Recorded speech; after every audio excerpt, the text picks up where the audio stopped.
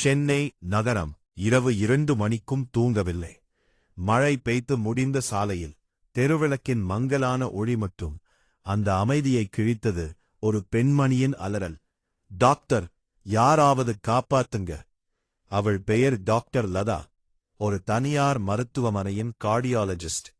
அவள் குரல் வெளியேறிய சில வினாடிகளில் கதவு மெதுவாக மூடப்பட்டது.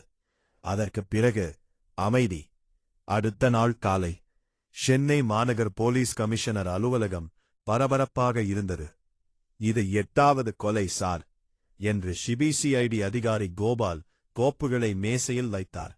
8 பேரும் மருத்துவத்துறையினர். மருத்துவர், மருத்துவமனை நிர்வாகி, ஆம்புலன்ஸ் உரிமையாளர், மருந்து விநியோகஸ்தர், இன்சூரன்ஸ் மேலாளர். ஆனால் எந்த தொடர்பும் இல்லை.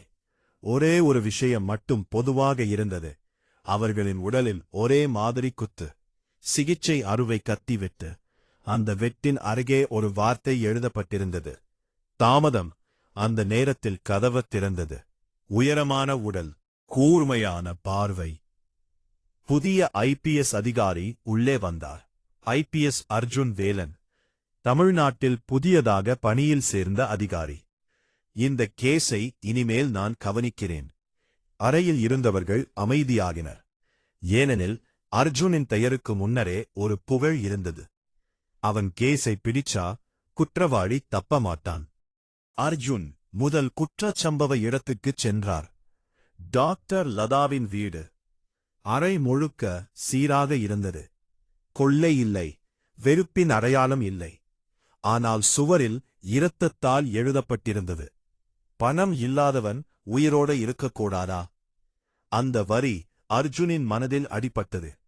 இவன் சைக்கோ இல்ல, அவர் மெதுவாக சொன்னார். இவன் கோபத்துள் இருக்கிறான். போஸ்ட்மார்ட்டம் அறிக்கை வந்தது. கொலைக்காரன் மிகவும் திறமையானவன், மருத்துவ அறிவு அதிகம். உடலின் எந்த நரம்பை வெட்டினால் எவ்வளவு நேரத்தில் மரணம் வரும் என்று அவனுக்கு தெரியும்.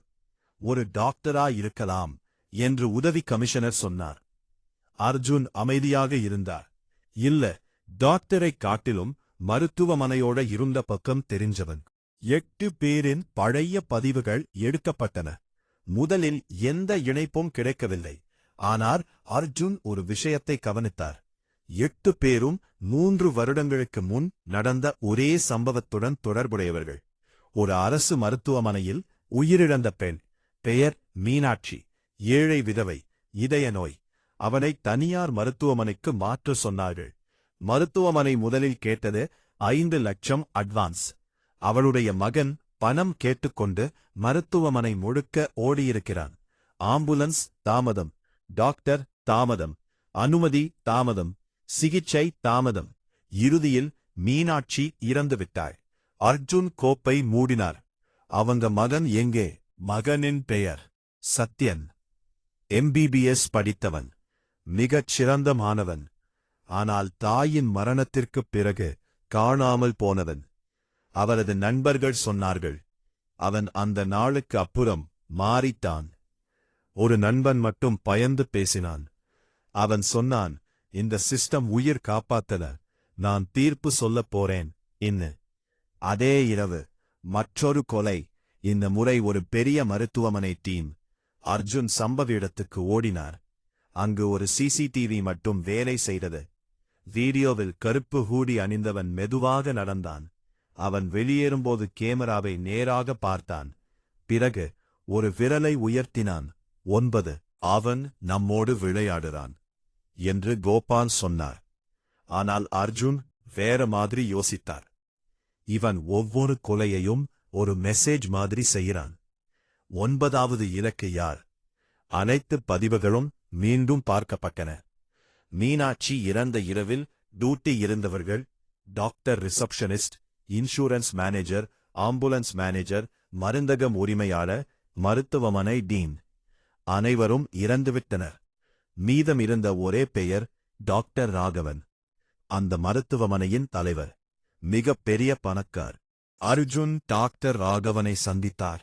நீங்க மீனாட்சியை காப்பாத்தியிருக்க முடியும். ராகவன் சிரித்தார். ஐபிஎஸ் ஆபிசர், தினமும் 100 பேர் வருவாங்க, எல்லாரையும் காப்பாத்த முடியுமா? ஆனா பணம் இல்லாததுக்காக சிகிச்சை மறுக்க முடியாது. ராகவன் அமைதியானார். நீதி, மனிதம் இவையெல்லாம் புத்தகத்துள் நல்லா இருக்கும். மருத்துவமனை நடத்தா பணம் வேணும். அந்த பதில் அர்ஜுனை கோபப்படுத்தியது. அவர் வெளியே வந்தபோது ஒரு செய்தி வந்தது. நேரம் ஆரம்பமாச்சு. அதுடன் ஒரு முகவரி. அத்தியாயம் 7. இறுதி அறுவை.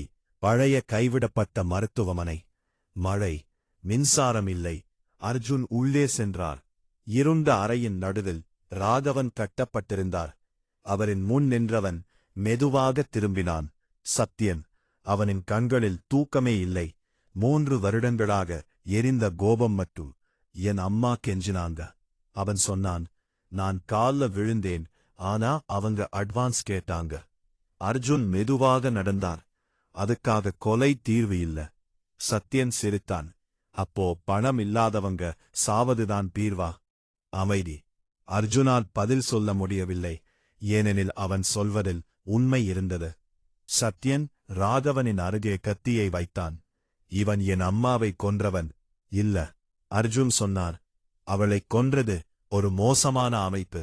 ஆனா நீ இப்போ அதே மாதிரி ஆகுற. சில வினாடிகள். மழை, சத்தம் மட்டும். சத்யனின் கையில் நடுக்கம் வந்தது.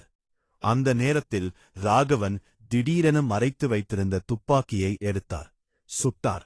குண்டு சத்யனின் மார்பில் பாய்ந்தது. அவன் கீழே விழுந்தான். அர்ஜுன் அதிர்ச்சியடைந்தார். ராகவன் கத்தினார், போலீஸ், நான் தற்காப்புக்காக. அந்த நேரத்தில் சத்யன் சிரித்தான். இரத்தம் வாயிலிருந்து வெளியேறியது. இப்போ தாமதம் என்ன வலிக்கும்னு புரியுதா டாக்டர்?